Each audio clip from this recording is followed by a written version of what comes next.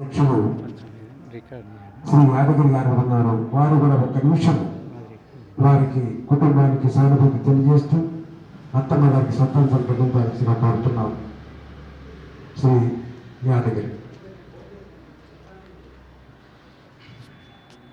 గౌరవనీయ పెద్దలు హైకోర్టు న్యాయమూర్తి చందని గారు, వేదిక మీద ఉన్న న్యాయమూర్తులైన ఎం వెంకటేశ్వర రెడ్డి గారు, గౌరవనీయులు జయస్వాల్ గారు, యతిరాజు గారు, అలాగే గౌరవనీయులు పిఎస్ నారాయణ గారు, జయప్రకాష్ గారు, ఈ యొక్క సంతాప సభకు వచ్చిన పెద్దలకు ముఖ్యంగా చెప్పాలంటే ఈ సంతాప సభ ఎంతో గొప్పగా జరిగిందని అనుకుంటున్నాను.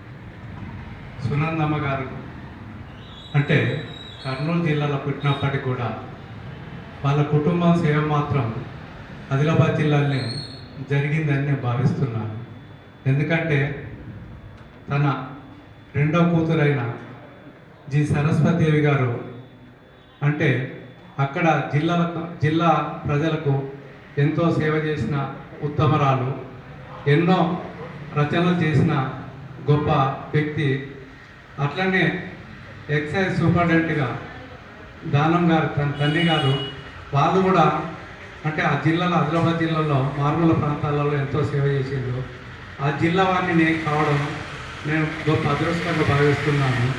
ముఖ్యంగా చెప్పాలంటే వీళ్ళు ఆదిలాబాద్ జిల్లాకి ఎంతో సేవ చేసింది కాబట్టి ఇప్పుడు సునందమ్మ గారి పేరు మీద ఏదో ఒక మెమోరియల్ అంటే చేస్తూ వాళ్ళ కుటుంబం అంటే హైదరాబాద్లో కాకుండా ఆదిలాబాద్ జిల్లాలో సంవత్సరానికి ఒకసారి ఏదో చక్కటి కార్యక్రమం చేస్తారని భావిస్తున్నా. నాకు ఈ అవకాశం ఇచ్చినందుకు కృతజ్ఞతలు.